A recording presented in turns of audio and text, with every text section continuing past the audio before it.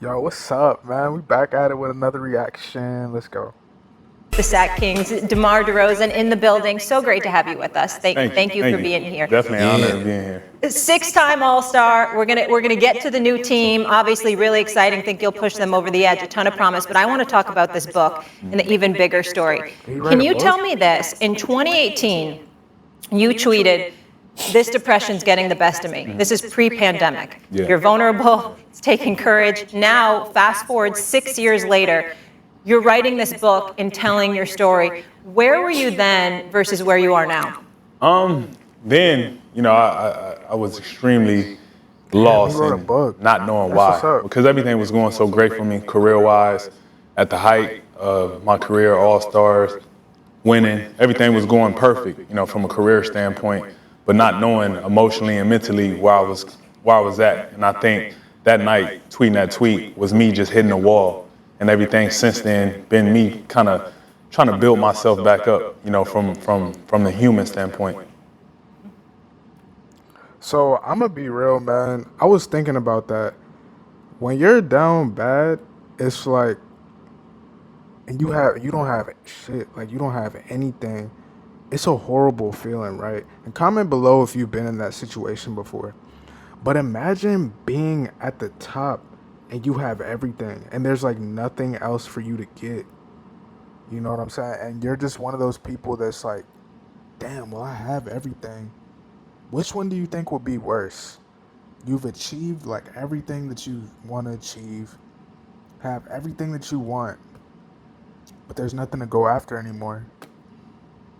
So comment below, which one do you think would be worse? Having everything and having nothing to look forward to, or being down bad and having something to look forward to? Hey, DeMar DeRozan, go ahead, Steve. it's good to see you, my brother. First of all, Molly and Dougie, y'all are sitting next to one of the best people you could ever meet in professional sports. Everybody loves this brother. It don't get much better than him right there as a person. Not to mention the fact he's been averaging over 24 a game over the last 3 years and shooting better than 48% from the field over the last 6 years. So major props to you. I want to know, however, when you talk about this book and when you reveal some of the troubles that you were going through, who in the NBA community was of great assistance to you? Because I know guys like Kevin Love and others have spoken out about this in the past, and Kevin Love is another class act, big-time person as well. Who in the NBA community was of assistance to you during those times in any way?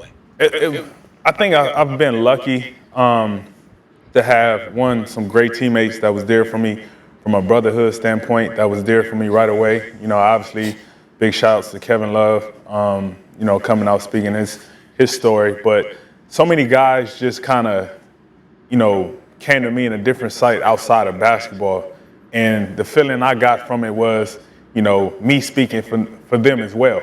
And that meant the world to me. It's hard just to pinpoint, a couple people, but it's been, the brotherhood we have within the league, guys reaching out, me having conversation with a lot of guys, and guys telling me their story, how inspired they was. It meant a lot to me. So it's hard just to point out one group of people and coaches. There's been a lot of coaches over the last couple of years that's been very instrumental for me coming out with this whole process that I'm going through. And sell 1 million of them. I'm glad you had the guts to do it. Sell 1 million of them. Let me ask you a basketball question. It's interesting. The Bulls, you've been on these teams. You've averaged, first off, you play every game. 79 games he plays. Yep. He don't take any days off. Yeah. He plays. That's number one. Number two, you Bulls are a playing team, and I know I read the quotes after you lost to Miami. I like to see us I don't want to play in these games anymore. I want to be a little further.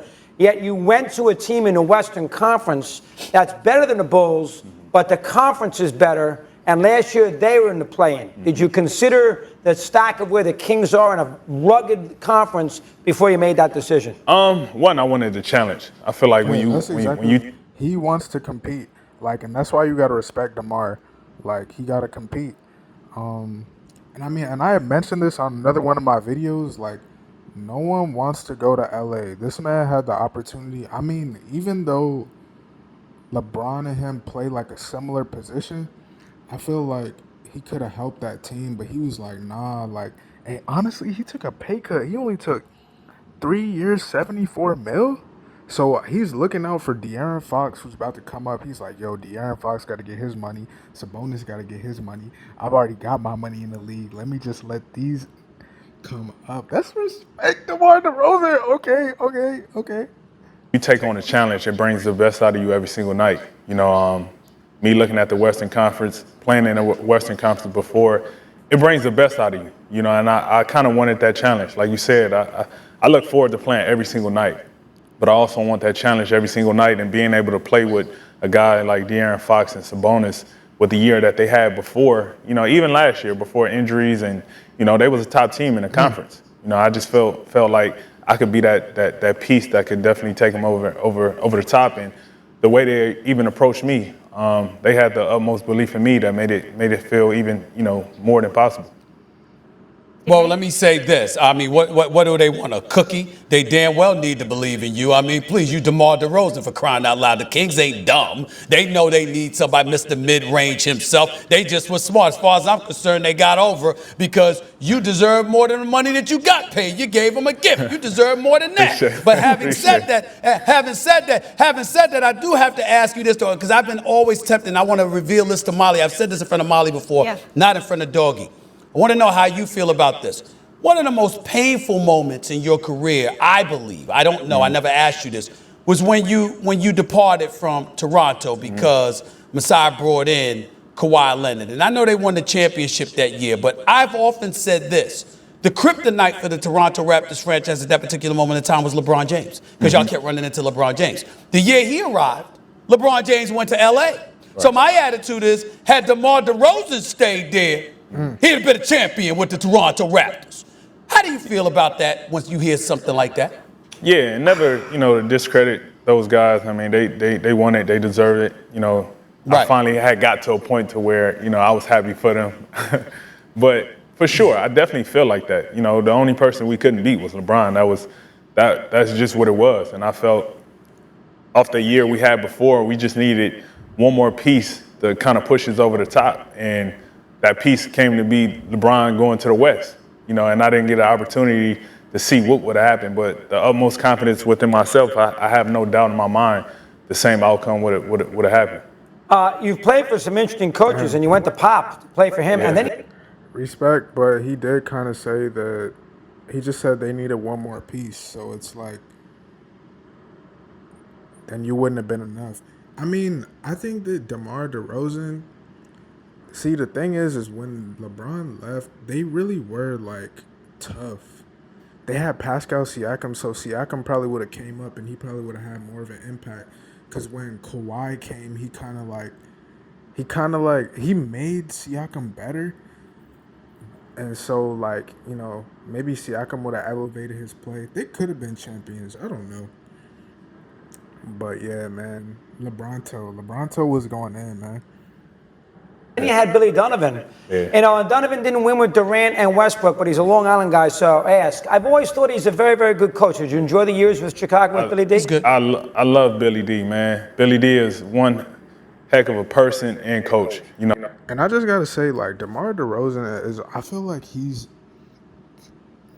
probably, like, he's one of the most authentic players in the NBA, how he came out. He talked about his struggles with mental illness, like, and just being, like, depressed and shit. And, like, that's something that I can relate to, and I feel like a lot of people can relate to in general. And it's like, him just getting traded too, I feel like that added to it. Because he was like, yo, I'm, like, one of the better players in the NBA, definitely at least top 25. And I've given so much to the city. Like, I was drafted high, like, I've been here before. And then y'all want to just trade me off? Like, and then, like, it's like, damn, like, like he said, they could have had a run, but. My time there, the way he embraced me, the way he allowed me to step in and be the leader that I was, he's great, man. Great coach, great guy. I feel like he don't get the props that he fully deserves. As a underrated, coach. Huh? Underrated. He's definitely underrated, for sure. And I wish him nothing but the best. He allowed me to be myself. Coming to Chicago, he made it easy for all of us. I got nothing but love and respect for Billy. Wanna try to post at what I look like.